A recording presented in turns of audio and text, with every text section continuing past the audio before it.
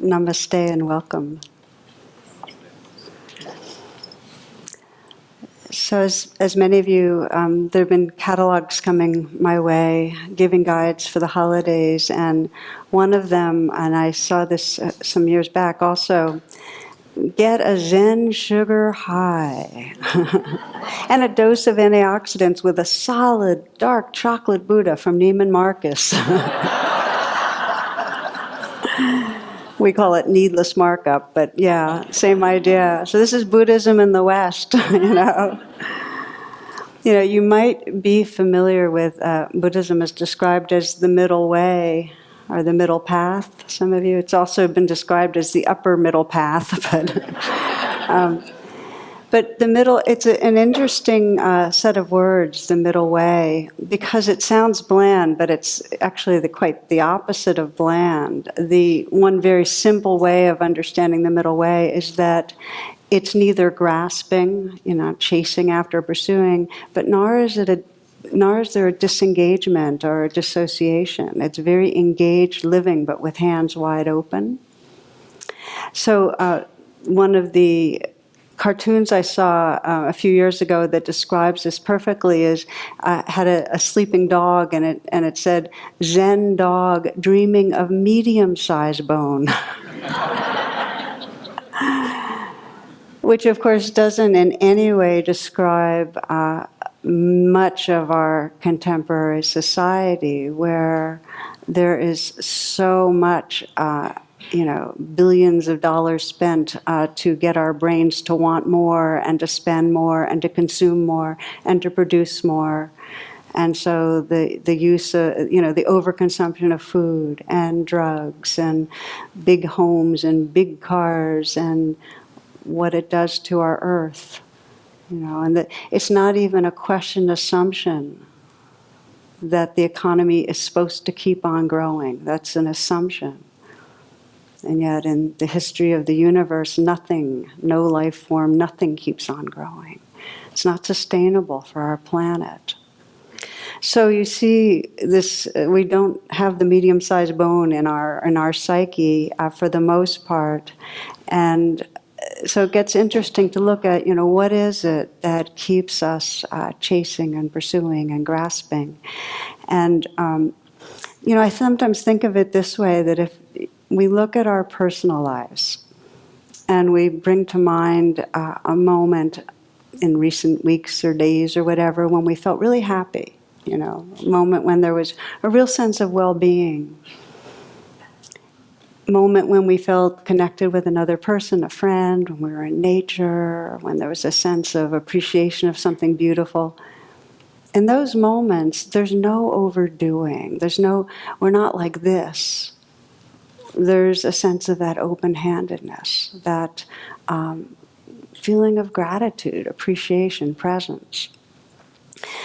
Yet, when we're disconnected and discontent, we end up latching on. And one of the ways that I kind of understand this is to the degree that we have unmet needs because of our cultural conditioning, because of our families, the basic needs, for safety, for feeling connected, for love, for understanding.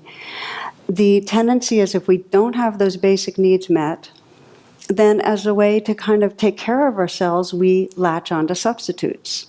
And because the substitutes don't really work, we end up having to keep on latching and keep on grabbing and keep on having more. It's the typical or the most common metaphor is, that we can't quench our thirst with salt water. But actually our substitutes work a little. They work enough so we keep being hooked, but we keep having to go after them. So one of the misunderstandings of Buddhism is that we're supposed to get rid of our desire. I mean, how many of you in some way have an idea of Buddhism as having this thing that desire, not good, shouldn't have desires? Can I just see by hands? Yeah. I talk about it enough so that those that are around me a lot might know that that's actually not the teachings. Although when I first got introduced to Buddhism, I was in high school and I was in a comparative religion class, and we got all the different religions, little bits on each of them.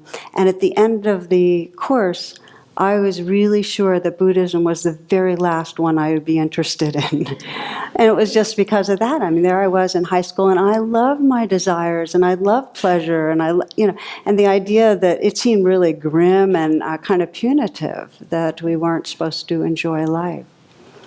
But that's not the deal. And really, the one way to think of it, I like etymology on this one, is that desire, the word desire, which has a Latin base, means to long for. And there's also a connotation of longing for our star, that we're away from our star. The star being the very source of our life. The star being that light of awareness, that in some way we're removed from our essence. And that the real essence of desire is that longing to come home. And of course, home also includes feeling alive in our bodies. So we have desires for that which nurtures our bodies, feeling alive, feeling emotionally alive, feeling spiritually alive. So desire can have a very fundamentally wholesome context. And, as I mentioned, there's a reason that rather than the longing to realize our Buddha nature, we end up getting fixated on the longing to have more of the chocolate Buddha, right? There's a reason. And again, as I mentioned, if the basic needs aren't satisfied for love, then we'll latch on to chocolate, and that's just a, simplistic comparison, but I think you understand. So the desire that the Buddha was warning against wasn't this basic longing to be fully alive, to be awake, to be free. It was the desire that ends up, because of fear and deprivation, latching. And with that, grasping. In the moment of pursuing, we're not fully here. In the moment of pursuing, we actually can't experience love. In the moment of pursuing, we can't experience the wisdom that comes from full presence with what's right here. In the moment of pursuing, we can't actually have true creativity. So, one of the phrases I like is that wanting is, the kind of grasping wanting is for the next moment to contain what this moment does not. Meaning, this moment's not okay. Meaning, we can't really inhabit this moment. So tonight, and in this class, I'm going to be talking about the power of desire to possess us, how it ends up possessing us, getting contracted, becoming really identified in a way that our sense of who we are becomes a wanting self. Our sense of our own being is really characterized by wanting. And how we can relate wisely to desire in a way that actually lets desire carry us back home into our fullness. Okay? Again, I want to honor that desire is a part of existing. We wouldn't exist without desire. It's just essential to existence. It's the urge to manifest, to take form. And in a way, you can think of it that not only are you alive because of desire, you stay alive because of desire. And it's the attraction of desires, the glue that holds together atoms and galaxies. It's really that which brings together life. So it's essential. And when desire is thwarted, as we know, our conditioning is to grasp, and then it contracts into chronic wanting, anything from wanting to addiction itself. But it shapes our whole experience of life when it gets contracted. I thought it was really interesting. I found this in the newspaper a while back. Male fruit flies, when they're deprived of sex, may turn to alcohol as a source of pleasure. And that's the whole point here, that when there's a deprivation of need, we latch onto something. They did the experiment. They had two groupings, two food options, plain food mash and the same mash laced with alcohol. And the sexually satisfied males had no use for the alcohol-laced feed, but the deprived ones overwhelmingly selected the boozy brews, drinking 4 times as much as their sexually satisfied brethren. I love the way they write these things, It's so good. Anyway, there's when you're not sexually satisfied, something happens in the brain. You get less of a substance called neuropeptide F, and the rejected males had to seek the pleasure of alcohol to these low levels of neuropeptide F drove the rejected males to seek the pleasure of alcohol. So, I'm not sure what I'm trying to really communicate with that. So the sign of substitute gratification is that rather than really directly looking for opening to understanding or to love, we can sense that we're hitching our happiness to certain externals, whether it's going for approval, our sex, our to more than we need food. One illustration, a man was walking along a California beach deep in prayer, and all of a sudden he realized what he really wanted. He said, "Lord, please grant me one wish." Suddenly the sky clouded above his head in a booming voice. The Lord said, "Because you've tried to be faithful in all ways, I'll grant you one wish." And so here's what the wish was. "Please, Lord, build a bridge to Hawaii so I can drive over any time I need to see the beautiful sights and alleviate the stress in my life." This is called a substitute or false refuge. But anyway, the Lord said, "Okay, nah, I don't think so. Your request is too materialistic. Think of the logistics of that kind of undertaking. It's hard for me to justify such an intervention just to satisfy your worldly desires. Take a little more time and come up with a deeper wish." Man thought about it a long time. Finally, he said, "Lord, I wish that I could understand women and know how I can make a woman truly happy." And after a few moments, God said, "You want 2 lanes on that or 4 lanes on that?"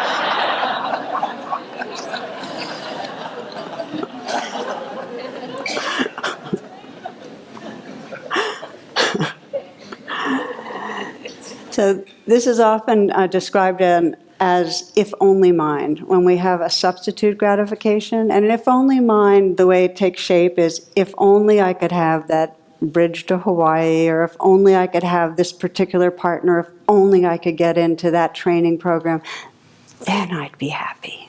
Then things would be okay. And research has shown over and over again that we are regularly wrong in our prediction of what's going to make us happy. If only mine is always off. There's some of the research has been on the relationship between our wants and happiness, has studied lottery winners.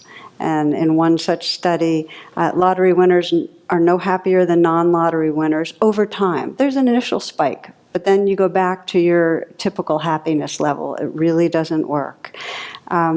Similarly, we overestimate how things we don't want are going to affect us. And in this study, paraplegics usually become as content as people who can walk. Again, we have a kind of biochemistry for happiness, and we think, if only mind makes us think certain things are going to work or hurt us, but they don't.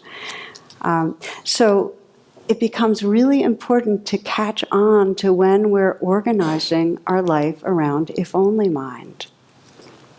And by the way, that doesn't mean we shouldn't have particular desires and focuses on external wants, because they give us some level of enjoyment, and that's quite fine. But to organize around them, to think we have to have, brings suffering. One writer said it's like putting your ladder up against a wall and climbing up and realize you put it up against the wrong wall. It wasn't really what you wanted. I like the way spiritual teacher Sri Nisargadatta, no longer alive, but this is what he wrote about desire. He says, desire is devotion or longing to the real, to truth, to the infinite, to the eternal heart of being. And therefore it's not desire that's wrong, but only its narrowness and its smallness. Does that make sense to you? That it's when our desires become kind of rigid and small and narrow, I have to have this, rather than that longing really for the full aliveness and presence and love that's possible.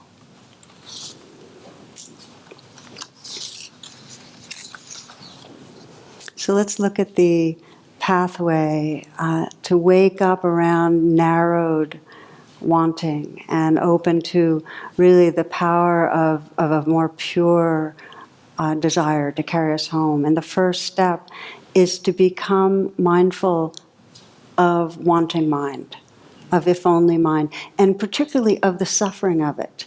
Because a lot of people say, yeah, I get caught in craving this and that, but don't spend the time to really turn the light of awareness and say, what's this really like? Because anything you really pay attention to, and if you really bring awareness to what's going on, just that presence itself widens you, opens you. You have more choice. Some of you have heard of Ajahn Chah, who's a Thai forest monastic, no longer alive, wonderful teacher. And he'd have, gatherings with tons of monks around, and they'd be moving around and sometimes doing walking meditation or sitting practice.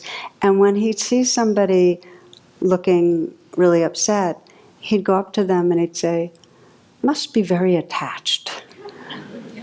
And that was it. Because when we're upset, when we're suffering, it's because in some way we're hooked. There's that stickiness. So it gets strong when we really have that attachment and you can feel it in your body. We're going to investigate this. I'm going to have you each come up, and you might start thinking of it now, someplace you know you're attached.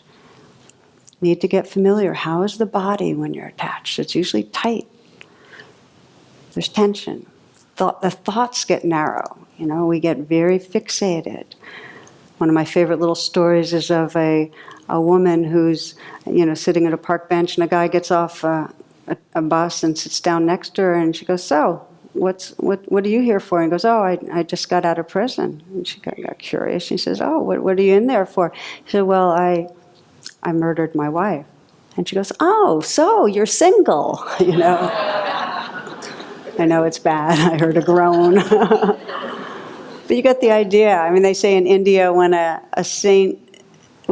pickpocket sees a saint, that pickpocket sees the saint's pocket. But that's the idea, is that we miss out. Our attention's narrowed when we're in wanting minds. That's the way the mind is. Now, not only that, when we're wanting, it's usually accompanied by aversion, because the stronger the wants, the more the fear of not getting what we want. So there's aversion there too. And that's, whether we're wanting a certain person to pay attention to us, then there's a real feeling of pain or hurt when they don't. Or wanting a certain amount of money to come through in a certain way, or stock to go up, whatever it is. There's a lot of aversion when things don't go our way. When we're wanting to be chosen for something and we're not, with wanting comes pain. There's also aversion towards others with wanting, because especially when it involves others and they don't cooperate with the way we want them to, then we get angry. Okay, another example, and I think I brought it with me. I'm going to put this one here because I've shared this before and people have wanted to see it. This is a cartoon. It's got a poodle, a very elegant poodle, and a kind of shabby looking hound dog in bed. And the poodle's a she, and she's kind of has her finger up saying, bad sex, bad sex. I'm going to leave that one out. My examples tonight aren't great, I know. But how many of us know that when we're fixated on wanting our partner or our child or our parent or our friend to act a certain way or behave a certain way or treat us a certain way and they don't, what happens? It causes separation and anger. And then the deepest way wanting mind turns on ourselves because we want ourselves to be different. Wanting mind wants us to be different than we are. So wanting mind wants us to produce more, to lose the 10 pounds, to have a different personality, to act better in situations that we end up acting out in. And the more perfectionistic wanting mind is, the more suffering. And this is the final pain of wanting mind. We usually, along with wanting mind, have shame. The more we want something, the more we want that person's attention, or the more we want the third helping of such and such, the more we feel ashamed of ourselves. Because we feel out of control. I can speak directly from that when I was in my late teens, I had a period of binge eating. And I was very secretive about it because I was so ashamed of it. But that sense of that craving and that being out of control, it was probably one of the deepest shames I've ever known. So much so that I can sense how it seared my experience of being, so that even now I get, when I'm having, a little more ice cream or something, I have a favorite chocolate velvet soy delicious ice cream. I'm very aware of when I'm having a second amount, if we have it out on the table and we have desserts, we'll just throw all our cartons of ice cream out, and, that I'm very self-conscious. And in fact, I treat myself once a week. And the once a week that I treat myself is Monday nights, because that's the night that Jonathan's off teaching. And what's the big deal? I'm having a treat. But, so I'm being disclosing, and this is one I haven't shared before, because just the wanting has so much shame wrapped around it that it's part of beginning to observe and get familiar with the suffering of grasping, to observe that we don't like ourselves when we're grasping. In fact, our identity gets very, very small.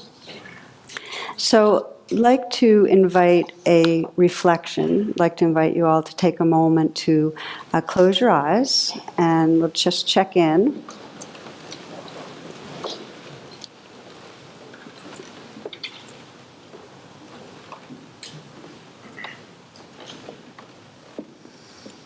And use these moments of a pause to really invite yourself right here. Be aware of your breath.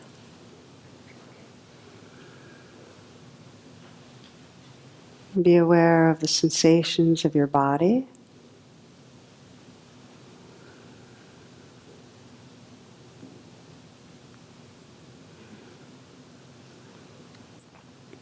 And from this quality or state of presence, just scan and sense for yourself what's a place in your life where you have kind of a compelling feeling of wanting. You might think of it as if only mind, if only I had more financial security, if only I got that raise or had just this amount more available to me. Or if only I had something more different in terms of relationship. Or if only things were different in a certain way at work. I achieved something more. Got more recognition. Or if only my body was different. Or if only my health was different.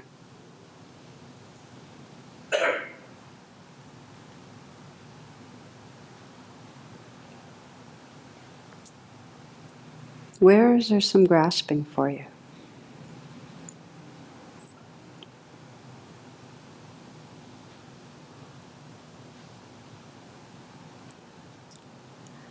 And when you land on something that you know matters to you, that you want it to go a certain way, really matters, exaggerate it so that you can begin to examine it right now. Like really get inside it and sense how much you're wanting it and what it feels like to not get it,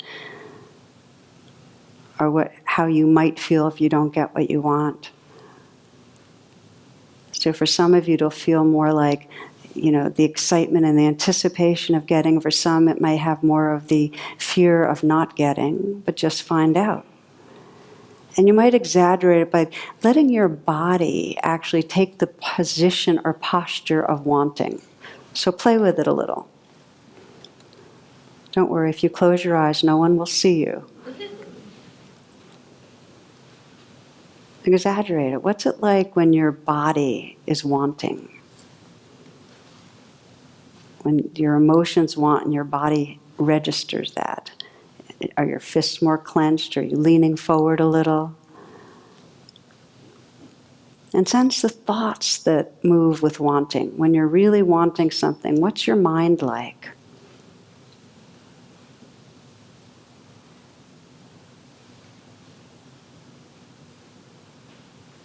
And if there's wanting but not getting and it involves another, what's that like?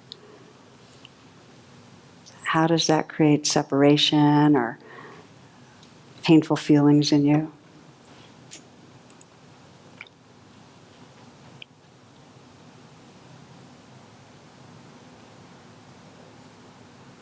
And how do you feel about yourself when you're in wanting mind?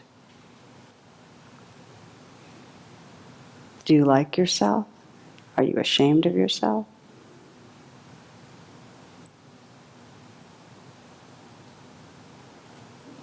What's your sense of your own being when there's wanting?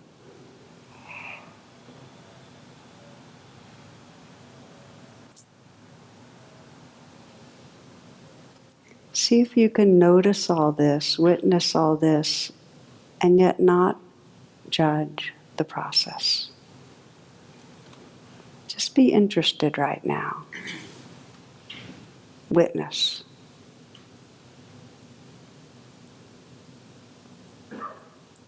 And you might consider that if, when this wanting arises next, if you could just slow down a little, perhaps pause and say, okay, wanting mind or grasping, and just pause for a bit. You could just notice your body, the thoughts, without adding on another layer of judgment. That you might find you have some more choice in how to proceed. There's a power to simply recognizing. This is the essence of mindfulness, recognizing and just allowing what you're noticing to be as it is without interfering. But each time you recognize and allow wanting mind from that witnessing place, each time you're actually deconditioning the pathway of grasping. Each time you're mindful of grasping, you start undoing that pathway. Now opening your eyes if you'd like. An interesting story for you. When the jails in St. Louis were really overfilled some years back, a circuit court judge began giving sentences to offenders on probation that required taking meditation courses. And one man was convicted for stealing, and he talked about his experience in the meditation courses. He said, I've discovered that there can be a space between the urge to steal and my actions. This is giving me freedom. I can choose not to. This is changing my life. So this is the first step in waking up out of the grasping, so we have more freedom. It's sometimes described in neuroscience as the magic quarter second, when you can, recent research a few years ago, if you can catch a thing before it triggers an emotional reaction, if you can catch the thought, okay, I want something, and just say, okay, wanting, it doesn't necessarily proliferate. Now, often we see things, but the force of the wanting and the craving is way, way more than just the power of our mindful presence. In which case, now we're going to come to the next level of how to begin to wake up out of that grasping. In which case, we need to deepen attention. And this is when we've when our basic needs have not been met and we have fixated on substitutes for many, many years, and it's deeply grooved pathways. So how do we begin to undo those? That's the next step that we're going to look at. And one of the inspirations for me in terms of how this has been framed is William Moyers, who went to a MIT conference and spoke to a room full of scientists and addiction researchers and so on about what their findings had been recently. But here's how he addressed them. He said, I have an illness with origins in the brain, alcoholism, but I also suffer with the other component of this illness. I was born with what I like to call a hole in my soul, a pain that came from the reality that I just wasn't good enough, that I wasn't deserving enough, that you weren't paying attention to me all the time, and that meant that maybe you didn't like me enough. Okay, so the room is completely quiet at this point. He said, for us addicts, recovery is more than just taking a pill or maybe getting a shot. Recovery is also about the spirit, about dealing with that hole in the soul.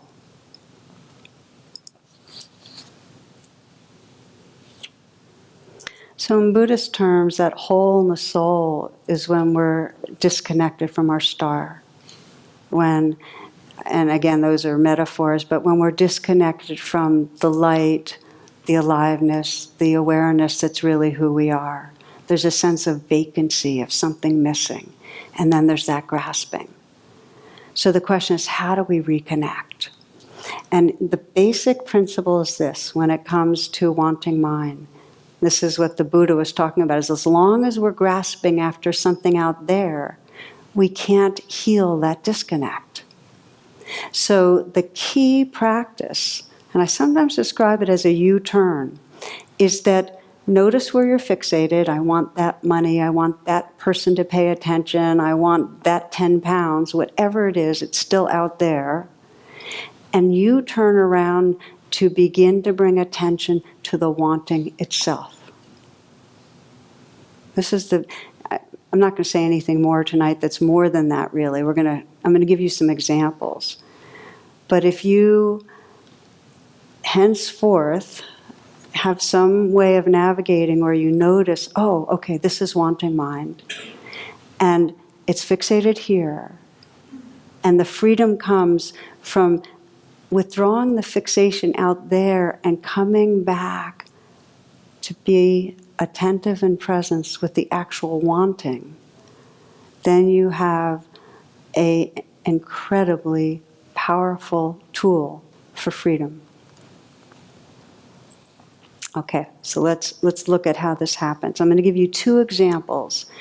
And one is, and it's always about unmet needs, but one is not so much having the needs of a full kind of an addictive kind of quality. It's not at that very deep level of feeling. With addiction, usually there's a sense of deep anxiety and a sense of that hole in the soul is one that you absolutely have to soothe, and very, very immediately, and it often involves substance. Not always, but that often does. In this case, this is this U-turn, and I also call it tracing back desire. I like that term too.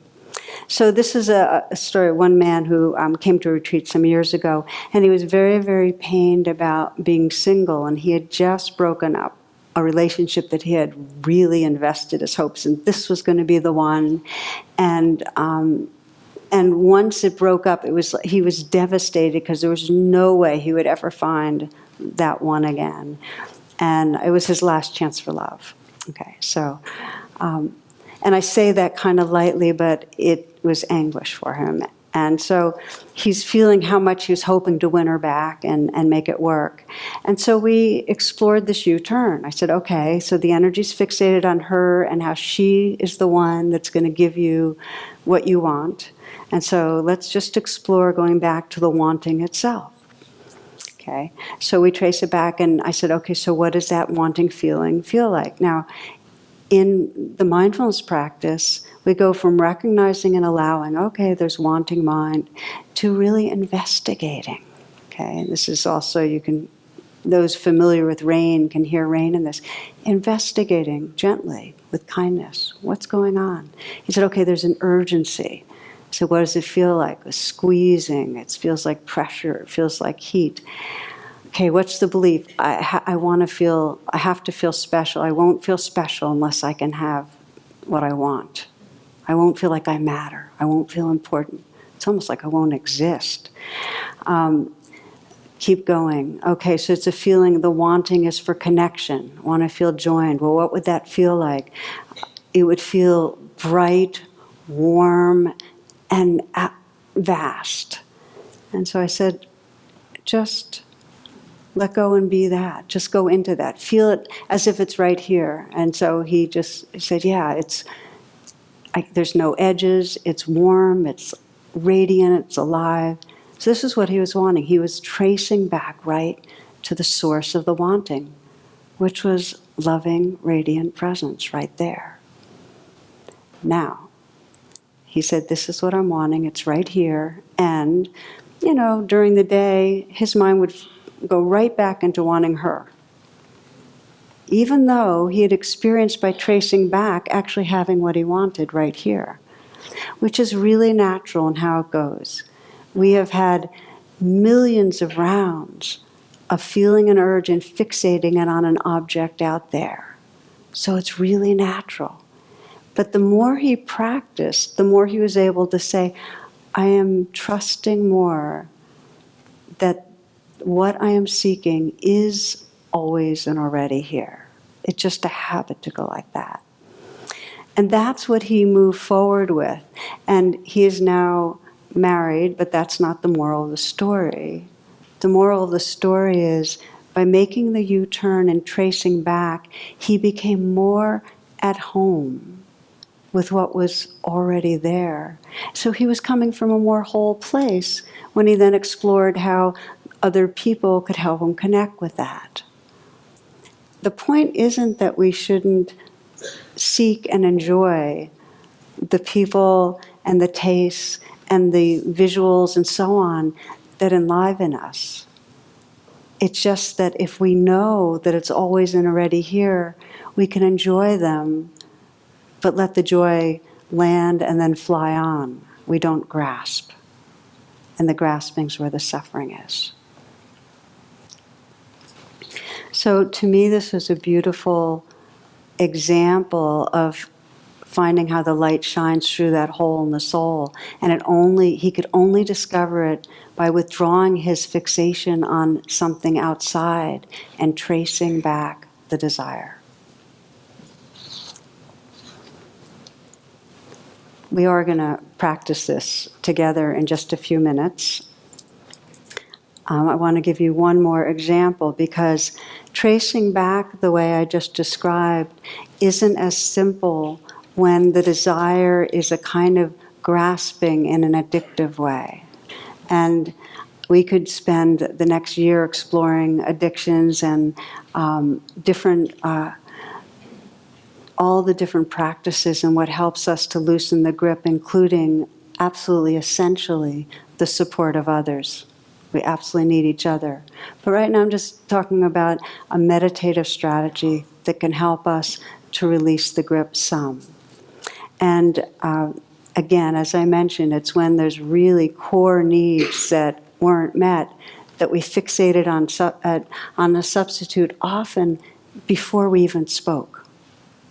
Okay, so it's pre-verbal. And as many of you know, food addiction is really, really challenging because we attach to food at such an early age that it's really hard to unwind it. And like anything, it's absolutely can be deconditioned. So this example is a woman I worked with, again, some years ago, 26 years old, and she came in saying, everything I try to do, I fail at, and I hate myself, and my biggest shame is drinking. She smoked marijuana, ate too much food, but drinking was the worst. She said, I've gone to AA, but I should go back. A couple of friends keep trying me to get to stop using, but I just can't get myself to.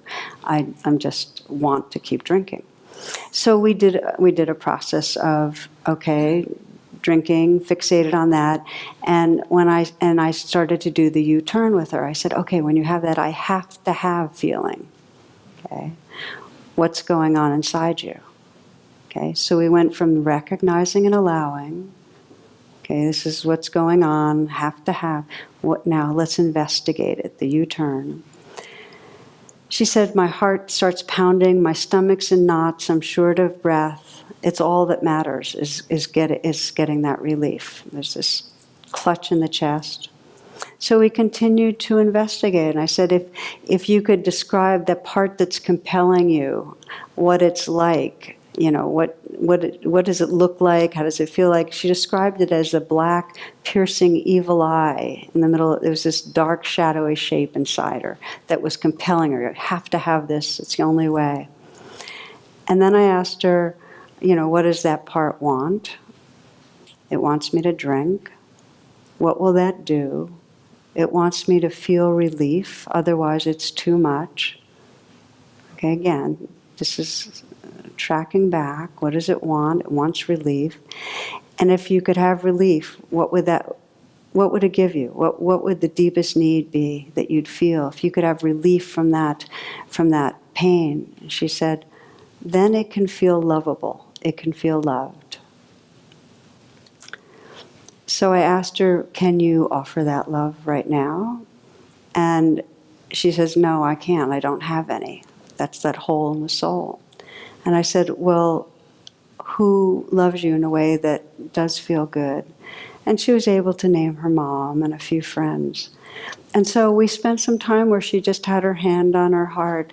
And I said, okay, just feel your mom and your friends' love coming in through that hand on your heart and kind of feeding that evil eye creature, okay? And so she was able to do that, and then she described, I said, what's that wanting creature like now? And she said, well, the shape is shrunken, and its black eye is sad, there's glistening tears. It needs more. So she gave more loving. And then she said, okay, I can breathe now. There's more relief. And we kept going this way, offering love to that part of her, until finally she said, I asked her, what's the sense of who you are now? And she said, I feel like I am a loving spirit. So I had her rest in that. With rain, you investigate what's needed. I often now recently recognize and allow, investigate, and then the end of rain is nourish. Just the way she was nourishing. And then after you've nourished, then you rest, no longer identified. So she rested in that. This became her practice.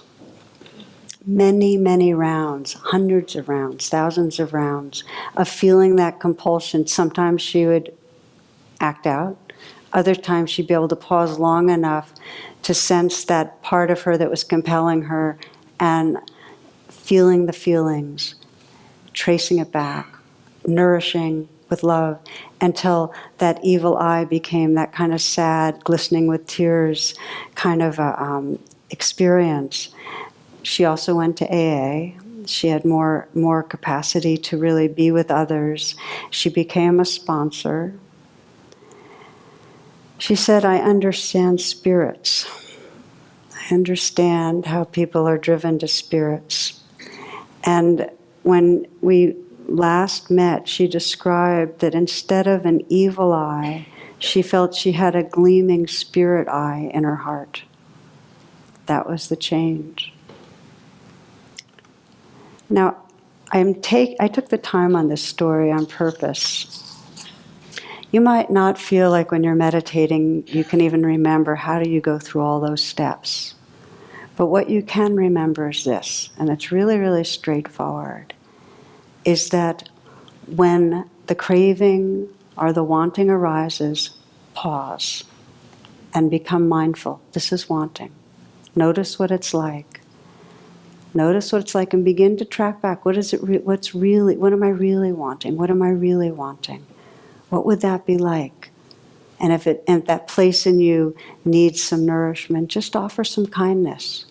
And in that process of presence and kindness, you will start filling the hole in the soul. You will start sensing the light that shines through.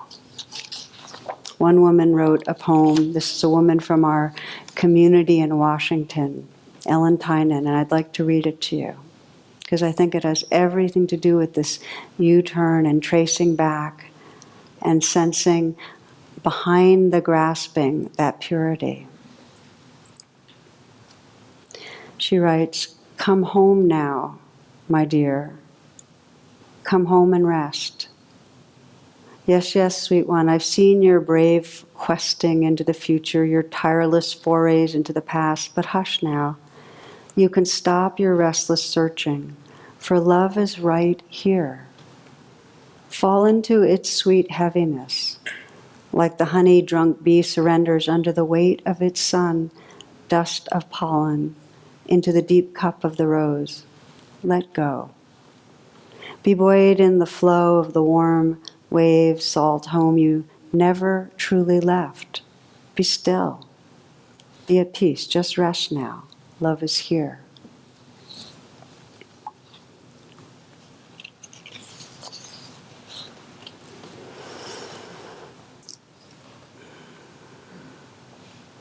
Can you sense the kindness of the invitation? That when we're struggling with craving, wanting, grasping, that the response is not to shame ourselves or judge ourselves, but to invite ourselves back.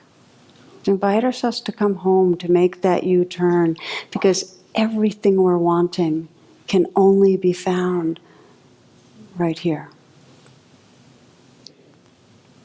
This is in the Buddhist tradition described as the blessing of non-clinging.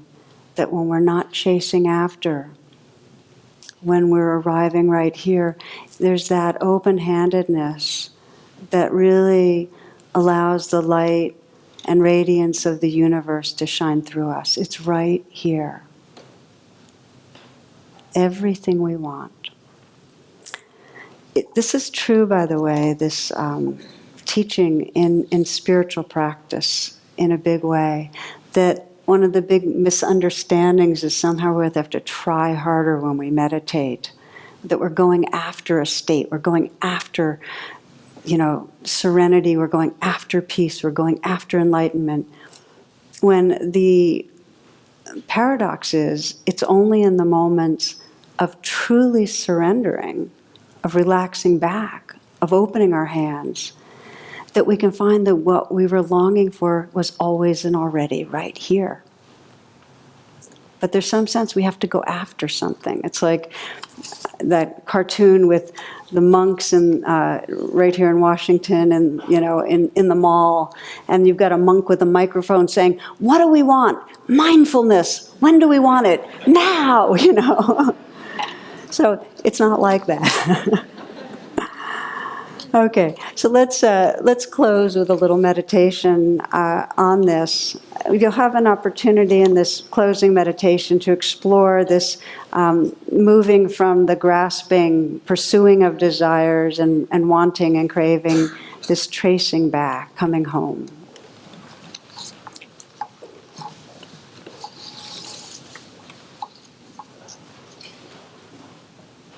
And as you settle, to know that we explore this for the freedom of our own hearts.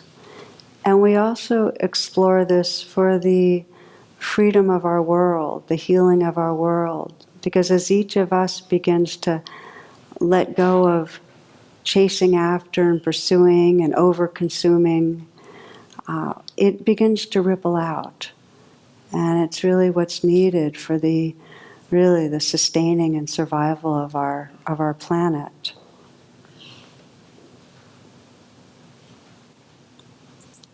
So we arrive again, right, in this moment, feeling the breath, feeling our body breathing.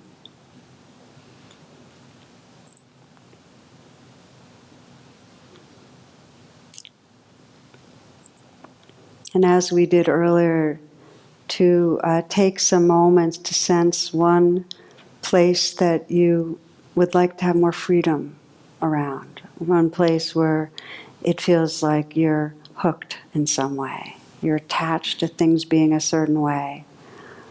That something's not enough, something's missing. It might be in a relationship where you're wanting more approval or attention. A situation where you want to be the best, something you want to win at.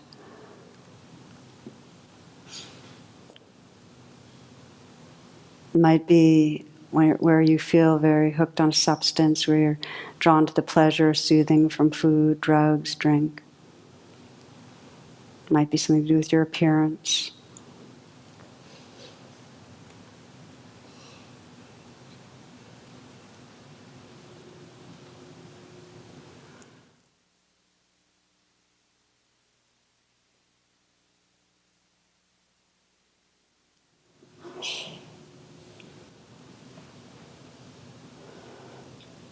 And when you've chosen, let yourself go into a situation that is an example of where you get hooked, to remind yourself. And this is where it takes some imagining into. Remind yourself what it's like when you're really wanting things to be a certain way.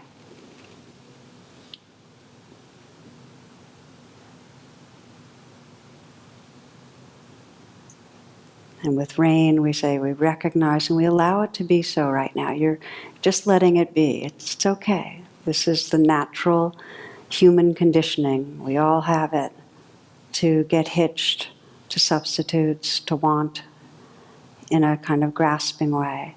But let yourself go into it and feel how much you want it and how much you don't want to not get what you want. And exaggerate it, as we did before. You can play with this a little. Just let yourself get into the posture of wanting and your facial expression of wanting and where you feel it most in your body. And if you notice that along with this wanting, there's what's sometimes called the second arrow, where you're judging yourself for the wanting, where you feel aversive to yourself for it, then notice that too. This is investigating. You're sensing how it all is. And let yourself feel into your body the actual direct energy of wanting.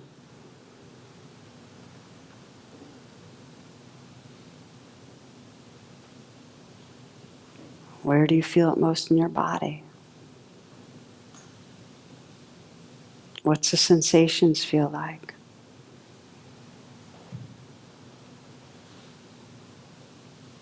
If you could trace back some and sense, what are you really wanting? Or if you could get what you think you're wanting, what would that really give you? What would you get to experience then? And what would that be like?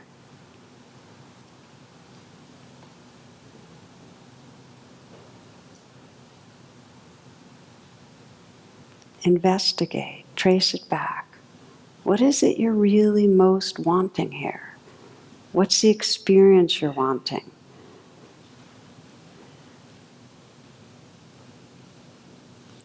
For some, this is the time, if you sense that what you're most wanting or needing is a feeling of loving and it helps you, you might put your hand on your heart and just offer that loving, offer that what you're most wanting inward. And if it helps to have help, imagine loved ones, a deity, a spiritual figure, your dog. Imagine loving energy pouring in. Sense the wanting and sense getting what you want. Going right to the essence of wanting, to where the love is.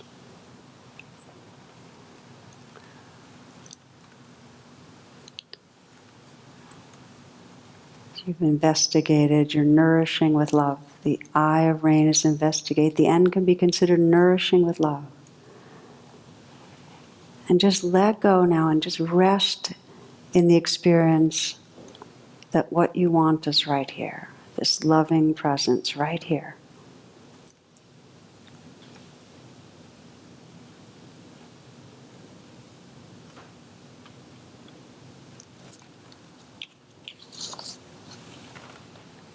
Isn't it true that what you really, really want is always and already here?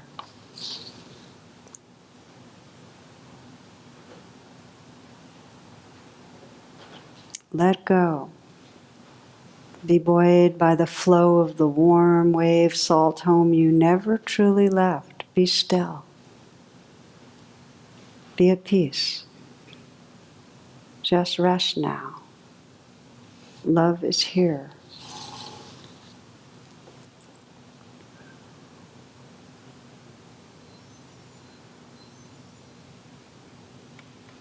As you continue in these final moments to sit, you may notice, but I still feel desire, or I still feel aversion. And continue to bring a presence to that, because this is not a quick fix or a one-shot. It's a shift in our way of being with ourselves, so that rather than fixating on something out there, we're bringing our heart and our attention to the very experience of the longing. And over time, that longing will carry you to belonging. Over time, longing will carry you to belonging.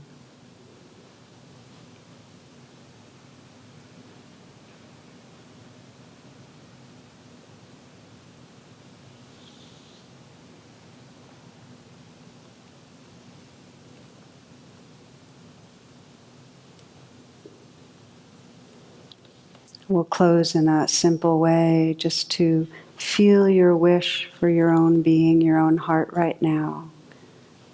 Perhaps the wish for freedom, for healing, for awakening. And just offer that loving kindness prayer to yourself. May I be free. May I heal. May I awaken.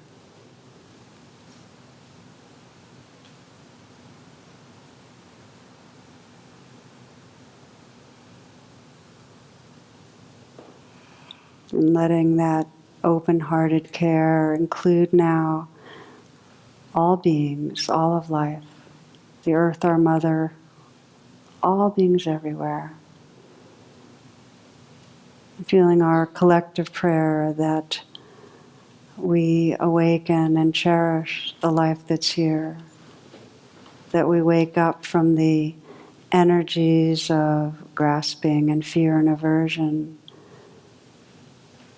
and bring our hearts and awareness to the healing of this planet, to healing life. Namaste. And thank you for your attention.